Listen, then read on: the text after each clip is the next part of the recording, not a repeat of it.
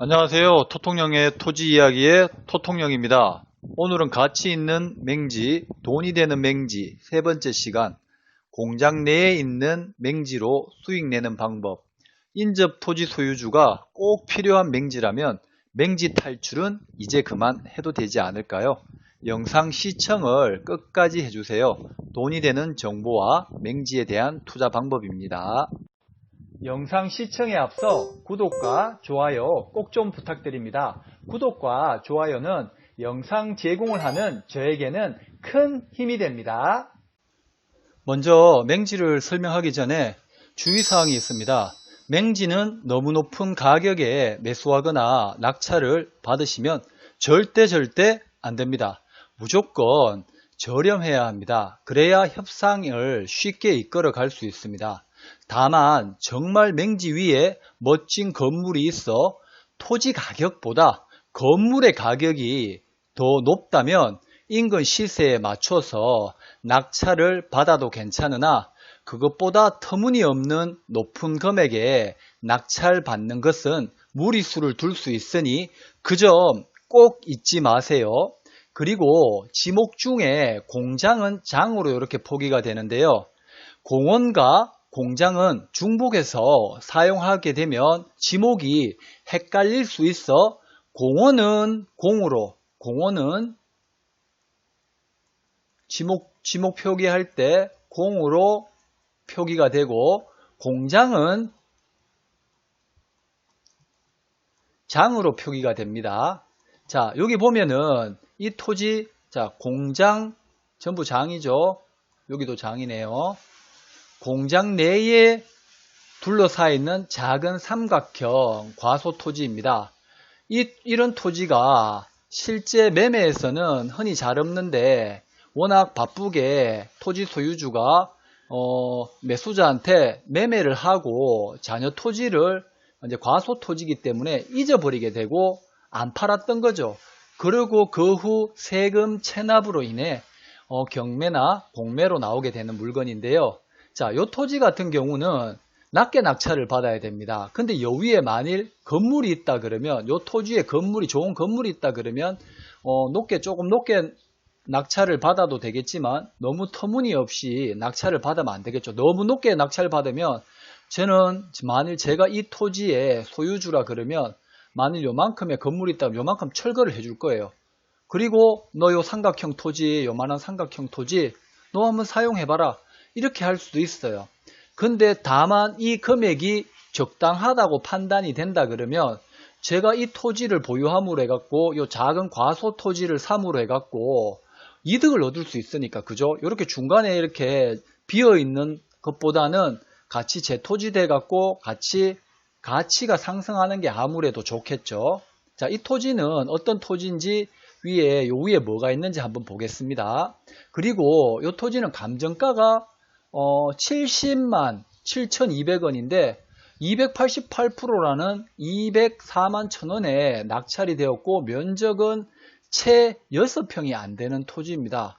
그렇다 그러면은 너무 높은 가격에 낙찰을 받다 보니까 이 공장 사장하고 사실 협상을 벌여야 되는데 쉽지는 않을 듯만 싶습니다. 그래서 낮은 가격에 낙찰을 받아야 된다는 거고, 그렇다 그러면 이런 토지 낙찰 받아야 될까요? 그냥 패스해야 됩니다, 실질적으로. 근데 만일 이런 토지가 적당하게 떨어져 있다 그러면 이게 이제 과소 토지이기 때문에 요즘 공매 과열 현상으로 너무 높은 가격에 낙찰을 받아가는데요. 절대 그러시면 안 된다는 겁니다.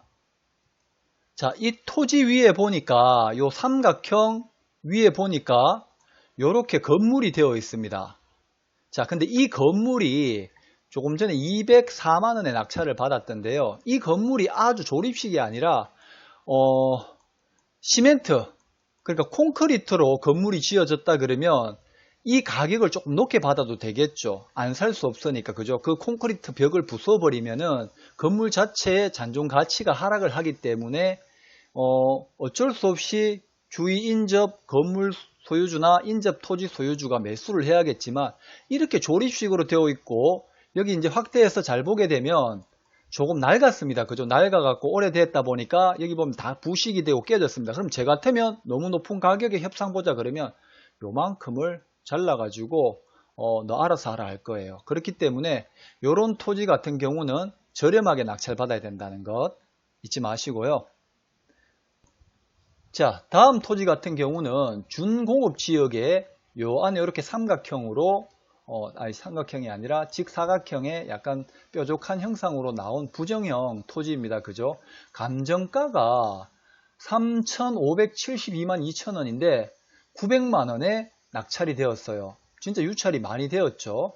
그렇다 그러면은 이 인접 공장의 토지 소유주나 이 인접 공장의 토지 소유주가 필요로 할 듯 보여집니다. 그렇다 그러면 이 공장의 장자들이 만일 여기에 공장이 있고 건폐율에 맞춰서 공장을 지었는데 나중에 이 공장이 잘 되어 가지고 운영이 잘 되어 가지고 만일 공장을 증축해야 된다 그러면 이렇게 증축을 해야 되는데 건폐율을 맞춰야 돼요. 건폐율.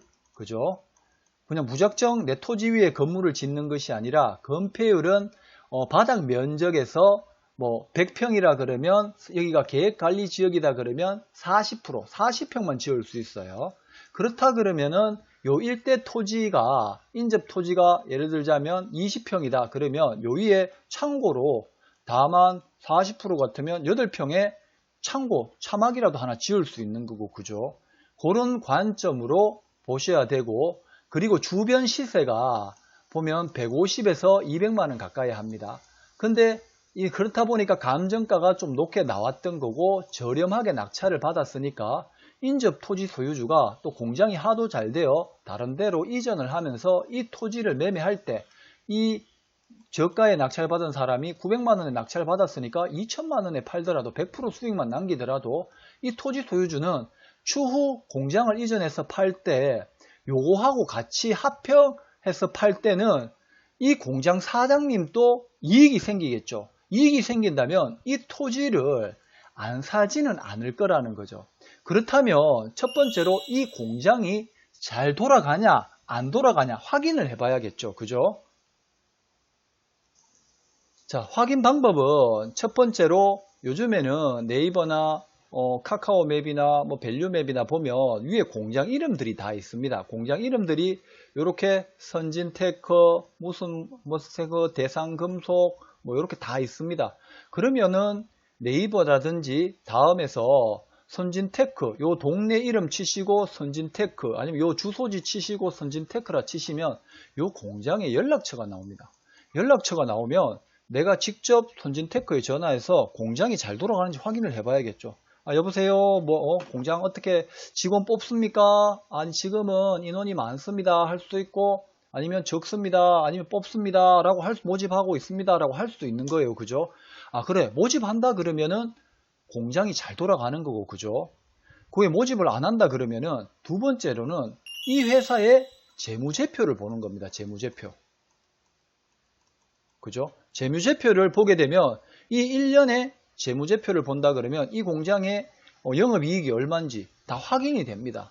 그렇다 그러면 영업이익이 괜찮다 그러면은 매수해서 인접 토지한테 매도하는데 영업이익이 계속 마이너스고 공장 예를 들자면 임장을 갔는데 해보니까 공장도 문이 닫혀 있고 이러다 그러면 이런 토지는 낙찰을 받아서는 안 되지만 잘 돌아간다 그러면은 낙찰을 받아가지고 저가의 낙찰을 받아갖고 협상에 충분한 우위를 쓸 수가 있다는 겁니다. 자, 재무제표 확인 방법은 네이버 검색창에 기업 재무제표라 치시면 이렇게 기업 파워링크 돼 있는 거 있고 밑에 또 스폰서 돼갖고 또 기업들이 쫙 있습니다. 그죠? 그거 확인 한번 하시고 또 핸드폰을 이용하시는 분들도 어플리케이션 거기 들어가셔서 기업 재무제표라 하면은 거기 기업에 대한 재무제표를 일부 소정의 금액을 내고 볼 수가 있습니다. 자, 어떤 게 있는지 한번 보도록 하겠습니다. 자, 보면은 키스 리포트라는 데도 있고 잡 데이터라는 데도 있고 많습니다. 그죠? 여기도 있고 저희들 토지 이야기도 한번 쳐봤는데 이렇게 토지 이야기가 나오고 요 안에 들어가서 기업에 대한 정보를 보려 그러면 일정의 기업을 보는 요금을 내셔야 됩니다. 그런데 제가 입찰을 보고 낙찰을 받으려고 하는 토지에 아무렇게나 낙찰 받아가지고 보증금 날리는 것보다는 돈 몇천 원 써가지고 기업에 대한 정확하게 재무제표를 확인해갖고 이 공장이 잘 돌아간다, 안 돌아간다. 맹지지만 이렇게 낙찰받아서 협상을 하게 된다면 진짜 큰 수익을 남길 수도 있는 겁니다. 여기에 가소토지로 강의하고 그 낙찰 받으시는 분 중에 이걸 잘 하시는 분이 있어요. 그분은 제가 누군지는 알고 있는데 말씀은 따로 안 드리겠습니다. 그래서 보면은 저가에 남이 아무도 안 쳐다보는 과소토지를 낙찰 받으셔가지고 저가에 어느 일정 가격에 매도를 하더라는 거죠. 그래서 서로 이제 낙찰 받은 저도 윈이 되는 거고 공장 사장님도 서로 윈윈이 된다 그러면 맹지라도 안 살 이유가 없다는 거죠. 그리고 이렇게 기업 재무제표를 보게 되면은 2018년 12월, 17년, 16년 해가 기업 재무제표가 한번 보시죠. 이건 다른 데를 예를 들자면 제가 다른 데 예전에 블로그에 올린 그 기업인데 기업에 100, 1000, 맨 처음에 기업에 4,100만 원밖에 영업이 단기 순이익이 안 났어요. 그렇다면 두 번째 2017년도에는 4,800 얼마 안 났죠. 근데 그 2018년도에는 얼마예요? 3억 3,800. 기업 가치가 점점 올라가고 있다는 거예요. 이런 토지 옆에 예를 들자면은 맹지가 있어요. 그리고 지분으로도 있거나 그렇다 그러면 이거는 낙찰을 받아야 된다. 받아서 저가에 감정가가 1,000만 원인데 250, 300으로 떨어졌다 그러면 저가에 낙찰 받아서 700, 800에 파는 거예요. 그럼 공장 사장님 또 이득이 되고 저도 100% 수익을 남길 수 있어서 이득이 되는 거죠. 이렇게 기업 재무제표 확인하는 방법. 자, 두 가지 알려드렸습니다. 오늘의 토통령은 여기까지고요. 자, 영상에 도움이 되셨다면 좋아요와 구독 꼭 좀 부탁드리고 또 돈이 되는 맹지 또 네 번째 이야기를 또 곧 올릴 수 있도록 그렇게 하겠습니다. 수고하셨습니다.